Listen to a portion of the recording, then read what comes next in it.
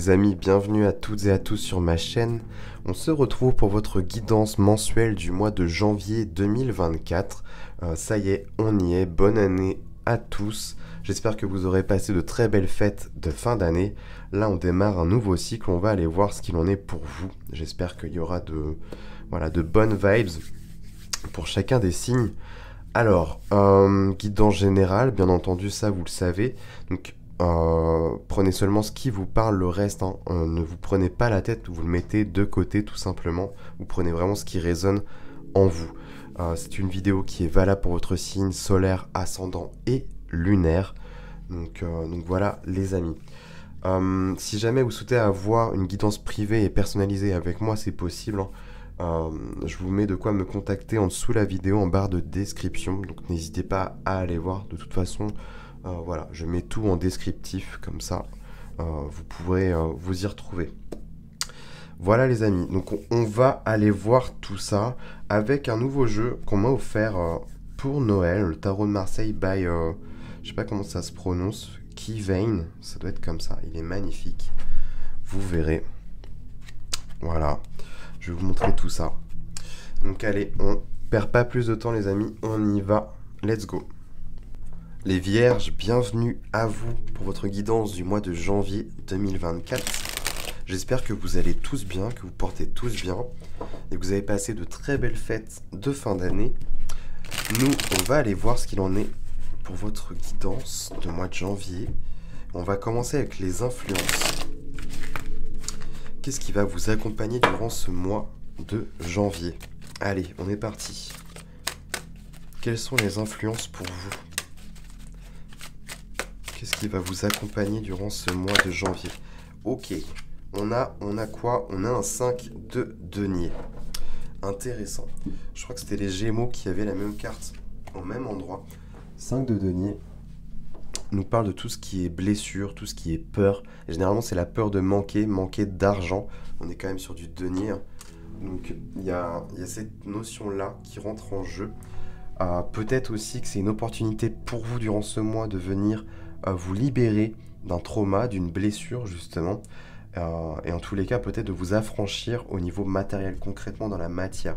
Peut-être que ça aura un impact sur les deux plans, à la fois sur votre vie intérieure, mais à la fois sur ce qui se passe aussi à l'extérieur de vous.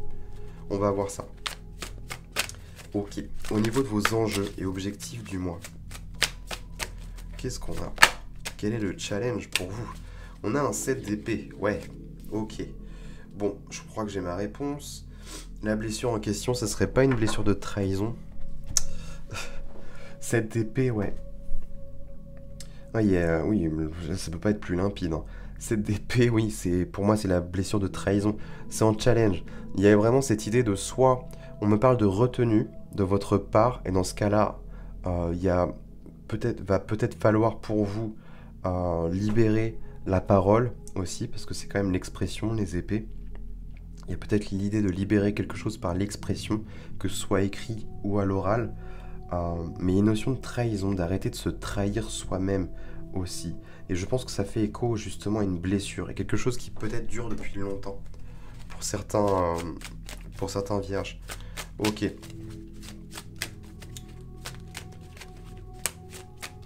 Je vais en remettre une autre, tiens, sur ce 7 d'épée.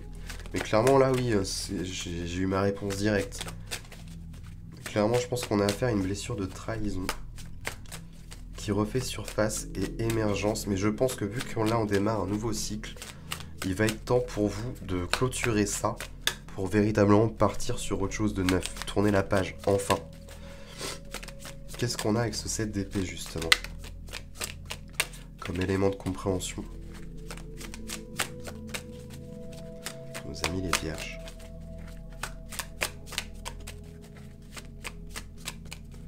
Qu'est-ce qu'on a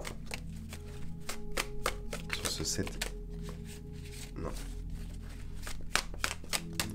Nos amis les vierges.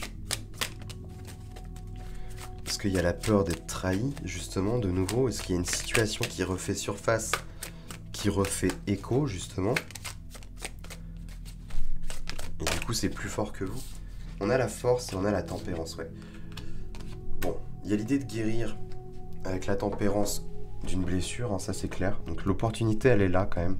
Il y a une opportunité de guérir de ça. Et la force, à la fois, c'est aussi se retrouver. Parce que cette blessure, elle a du pouvoir, elle a pris du pouvoir justement sur vous. Et ce qui vous empêche d'être totalement intègre, en fait, et d'être totalement vous-même et dans votre vérité. Véritablement, c'est ça. Et ce qui fait que du coup, vous trahissez peut-être cette partie de vous-même. La force, c'est ça, c'est je dompte cette partie plus animale et plus sauvage de moi-même, en fait. Mais c'est pour retrouver une forme d'harmonie, en fait, et d'équilibre. Là, c'est comme si vous étiez scindé en deux. Avec ce set d'épée, justement, c'est ça. C'est que du coup, la blessure, elle a trop d'influence et ça vous coupe de votre vérité. Ça vous met encore dans des schémas en boucle, en fait, dans des schémas répétitifs qui fait que ça vous coupe de vous, ça vous coupe de votre pouvoir à créer, de votre pouvoir à manifester certaines choses aussi. Et là, il est temps, on vous dit il est temps, c'est bon. Il y a la tempérance aussi, la tempérance qui nous parle d'harmonie et d'équilibre, mais à la fois qui nous parle de guérison, de mettre de l'eau dans son vin. Là, il est temps peut-être de mettre de l'eau aussi, tout simplement, d'exprimer ça, peut-être un moyen d'expression, je ne sais pas. Mais il y a quand même cette idée de, voilà, c'est en challenge. Donc tout n'est pas encore gagné, mais j'ai foi en vous. Je pense que si ça tombe là pour vous, c'est que vous en êtes capable. Donc je me fais pas de soucis pour ça. Qu'est-ce qu'on a au niveau conscient pour vous? Oula. Non, j'en ai un peu trop là.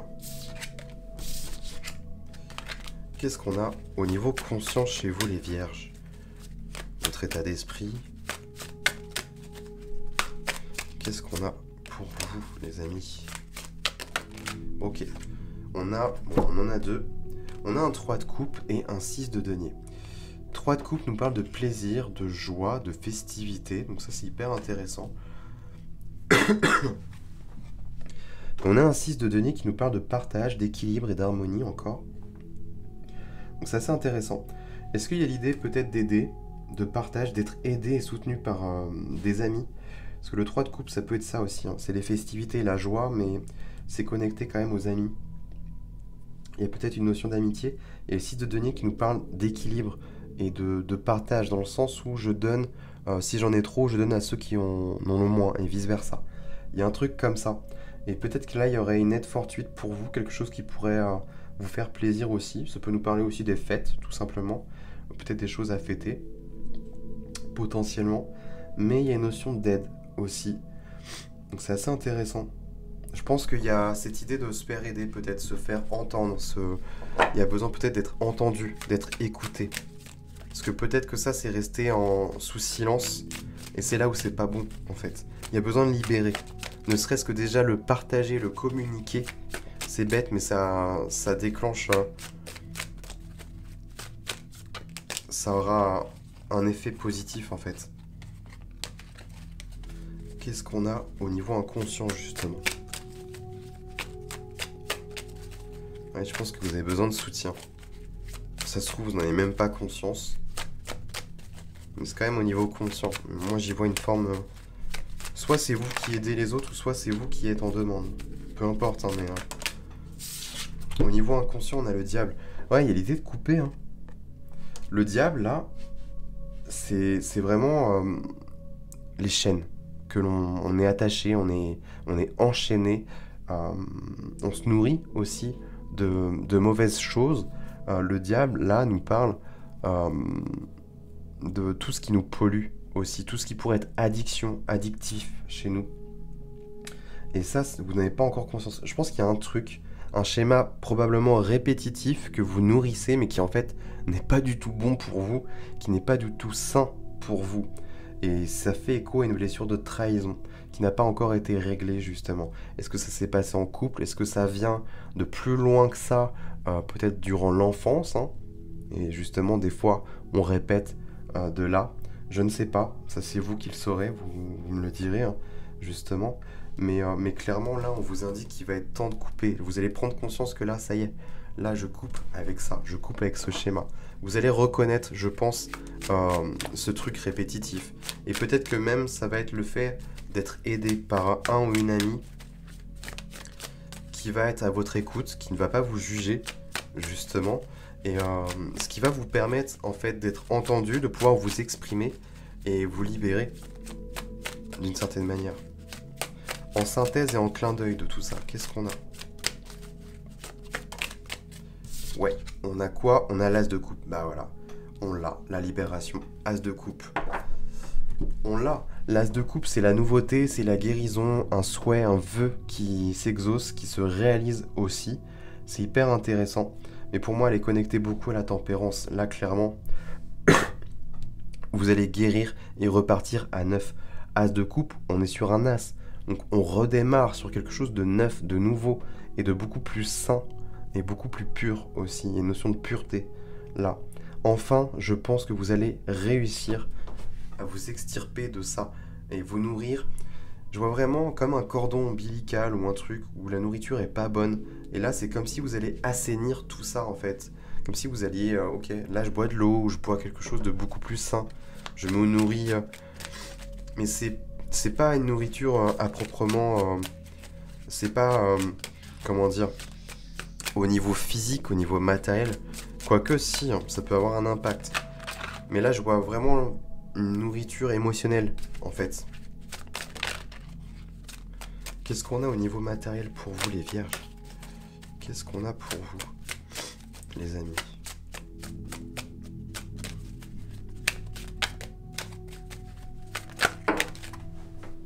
Non, on en a trop.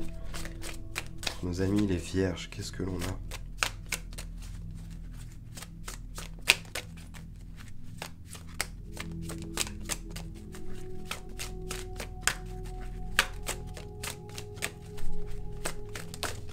Ok, bon, on en a deux.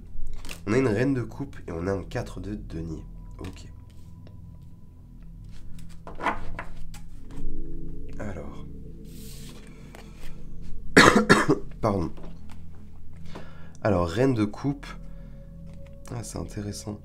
On parle d'intuition, de ressenti, de sensibilité aussi, mais pas dans le mauvais sens du terme. On a le 4 de denier. On parle de sécurité, de stabilité. Alors, est-ce qu'il y a des choses à exprimer, à libérer au niveau du travail? Peut-être. Le 4 de denier nous parle de tout ce qui est zone de confort. Alors, soit là, c'est positif, je ne sais pas. Soit clairement au niveau pro, il n'y a pas grand-chose à dire, c'est plutôt stable. Et du coup, vous êtes nourri émotionnellement parlant. Donc, dans ce cas-là, et ça vous permet aussi de capter un peu plus l'aspect yin de votre être, d'aller capter vos ressentis, vos intuitions. Il y a un truc un peu comme ça qui ressort ici. Ou alors, c'est une autre nuance dans ce cas-là, c'est-à-dire qu'il y a l'idée aussi de libérer quelque chose, la partie plus yin et féminine de votre être, que vous soyez homme ou femme, peu importe, ça n'a rien à voir. 4 de denier, ouais, c'est cette notion de zone de confort. Soit vous êtes bien où vous êtes et tout se passe bien, dans ce cas-là, il n'y a rien à dire. Ou alors, il y a peut-être un truc à libérer, et ça revient encore avec les émotions. Est-ce que ça a été une trahison au travail ? Et dans ce cas-là, il y a besoin de libérer la parole, il y a besoin de libérer quelque chose, parce qu'on a la reine de coupe quand même, et on a le 4 de denier, comme si quelque chose était enfermé là. Ça se trouve, c'est même pas une trahison sentimentale ou familiale ou que sais-je. Là, ça se trouve, ça se passe, ça a un impact direct sur votre vie professionnelle. Il y a un truc comme ça. Bon. Qu'est-ce qu'on a d'autre ?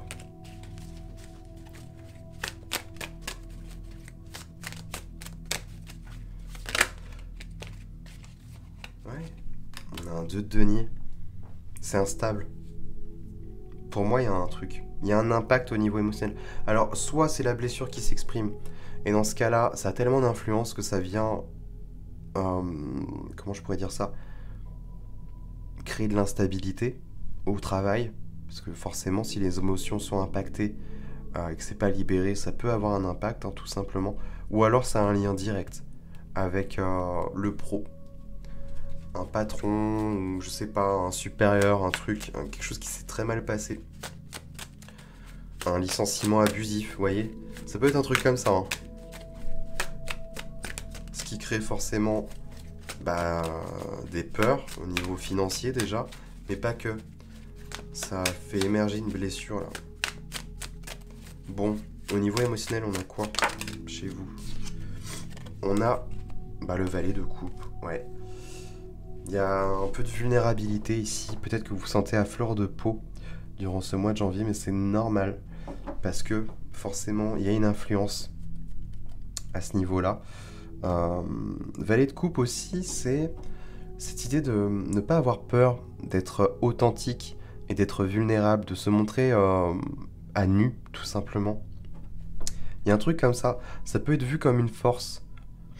Je vais remettre une autre quand même, mais ça peut être une force, justement, de voilà, je n'ai plus rien à perdre, en fait.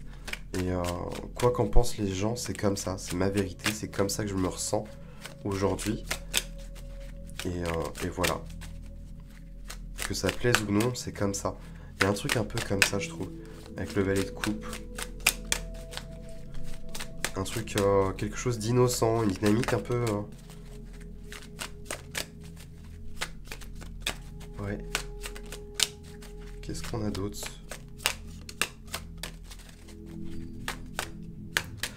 Qu'est-ce qu'on a d'autre?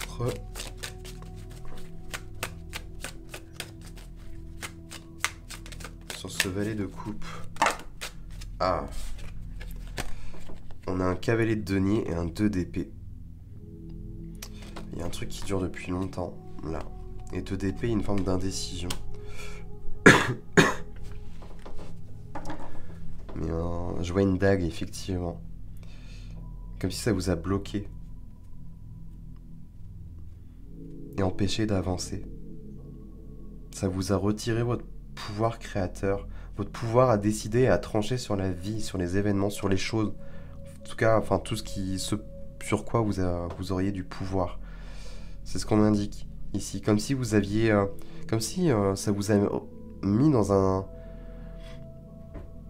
comment dire ça? J'ai le mot régression. Comme si, ouais, il y a une régression à l'état d'enfant et d'innocence. Comme si vous aviez perdu ce pouvoir de décider, en fait. Est-ce que c'est ça? Est-ce que c'est un truc qui date vraiment de l'enfance aussi? Ça se répercute du coup dans des schémas répétitifs, mais soit au niveau sentimental, relationnel, et là au niveau du pro, il y a un truc comme ça qui se répète.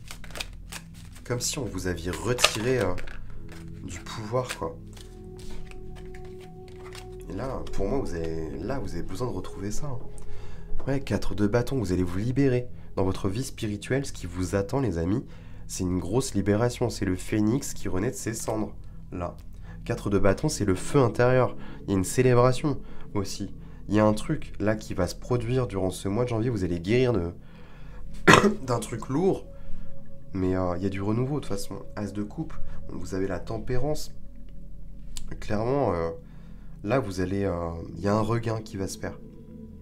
Je crois que vous en avez marre de vous laisser abattre, de vous laisser happer, toujours par ce cercle infernal, en fait.